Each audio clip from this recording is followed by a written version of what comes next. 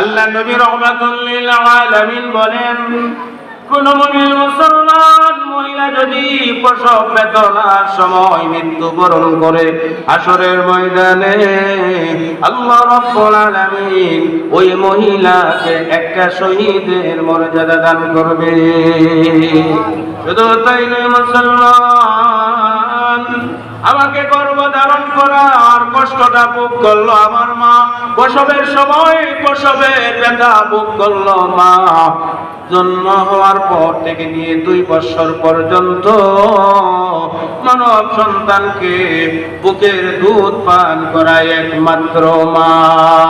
এই জন্য আল্লাহ রাব্বুল আলামিন ওই মার 3টা কঠিন অবস্থার কথা স্মরণ করিয়ে দুনিয়ার মানুষকে জানাই দিতেছেন, ও দুনিয়ার মানুষেরা রে, কোনদিন তোমার মার সাথে খারাপ ব্যবহার করবা না, তোমার বাবার সাথে কোনদিন খারাপ ব্যবহার করবা না, তোমার মার কথা মতো চলতে হবে, বাবার কথা মতো চলতে হবে, মার অনুগত থাকতে হবে, বাবার অনুগত থাকতে হবে। মার সাথে খারাপ ব্যবহার করা যাবে না, বাবার সাথে খারাপ ব্যবহার করা যাবে না। এমনকি আল্লাহ রাব্বুল আলামিন বলেন, ইম্মা ইয়াবলুগান্না ইনদাকাল কিবারা أحدهما أو كلاهما فلا تقل لهما আল্লাহ রাব্বুল আলামিন বলেন, ও বান্দা বান্দি, তোমার যৌবন কাল আছে, তোমার মা বাবার যৌবন হারিয়ে গেছে, মা দুঃখিনী বুড়া হয়ে গেছে, তোমার বাবা বুড়া হয়ে গেছে। এমন অবস্থায় তোমার মা যদি তোমার হাতে থাকে, তোমার বাবা যদি তোমার সামনে থাকে, অথবা মা বাবা দুজনেই যদি তোমার সামনে থাকে, এমন কোন আচরণ তাদের সাথে করবে না যে আচরণের কারণে মা বাবা মনে কষ্ট পাইয়া শব্দটা উচ্চারণ করে। এমন কোন আচরণ ওই মা বাবার সাথে করতে পারবে না যার কারণে মনে ব্যথা পায়া, মনে আঘাত পায়া উপ শব্দটা পর্যন্ত মার জবান দিয়ে বের হয়, বাবার জবান দিয়ে বের হয়। এই বান্দা বান্দি সাবধান, এই উপ শব্দটা 2টা হরফের একটা শব্দ, কিন্তু এই 2টা হরফের একটা শব্দের ভিতরে তোমার দুনিয়া ও আখিরাতের সকল সফলতা, দুনিয়া ও আখিরাতের সকল ব্যর্থতা এই 2টা হরফের ভিতরেই বিদ্যমান হয়ে গেছে। সুবহানাল্লাহ। আর একটু মহব্বতে কথা সুবহানাল্লাহ।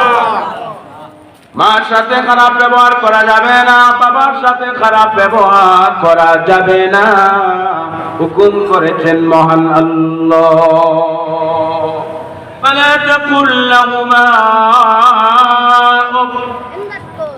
তাদের জন্য, তাদের কোন কাজের জন্য, তাদের কোন উল্টা পাল্টা কাজের জন্য তুমিও তাদের সাথে উপশব্দ ব্যবহার করতে পারবে না। এক তো তোমার কোন কাজের জন্য তারা যেন হতাশ হয়ে শব্দ ব্যবহার না করে, আরেকটা হলো তাদের কোন উল্টা পাল্টা কথা অথবা কাজের জন্য তুমিও কোনোদিন তাদের সামনে উপশব্দ উচ্চারণ করতে পারবে না। কারণ হলো মা বাবা যখন বুড়া হয়ে যায়, ওই বুড়া অবস্থায় মানুষেরা ছোট ছোট বাচ্চাদের মতো হয়ে যায়। বয়স বেশি হয়ে গেলে বয়স্ক মানুষগুলা ছোট ছোট বাচ্চাদের মতো আচরণ করে, কি করে না? আর জোরে কন্যা করে কিনা? এই অবস্থাটা সামলায় নিতে হবে, বরদাস্ত করতে হবে, মেনে নিতে হবে, সহ্য করে নিতে হবে। হুকুম করেছেন মহান আল্লাহ। হুকুম করেছেন কে? কোন কাজের দ্বারাই বিরক্ত প্রকাশ করা যাবে না, বিরক্তি প্রকাশ করে উপশব্দটা পর্যন্ত উচ্চারণ করা যাবে না মা বাবার। কারণ আল্লাহর নবী বলেন, হুমা জান্নাতুকা আও নারুকা, ওরে মায়ের উম্মত, তোমার মা বাবা দুজন হয়তো তোমার জন্য জান্নাত, অথবা তারা 2জন তোমার জন্য জাহান্নাম। মুহাদ্দিসিনগণ বলেন, এর মানে হলো মা আর বাবা দুজন তোমার জন্য জান্নাত লাভ করার কারণ হয়ে যাইতে পারে, অথবা মা বাবা 2জন তোমার জন্য জাহান্নামে যাওয়ার কারণ হয়ে যাইতে পারে। মা বাবার সাথে যদি ভালো ব্যবহার করো, সম্মানজনক আচরণ করো, তাদের হক আদায় করো, তাহলে মা বাবা তোমার জন্য আল্লাহ পাকের দরবারে দোয়া করবেন। মা বাবার দোয়া সরাসরি আমার আল্লাহর দরবারে কবুল হয়ে যায়।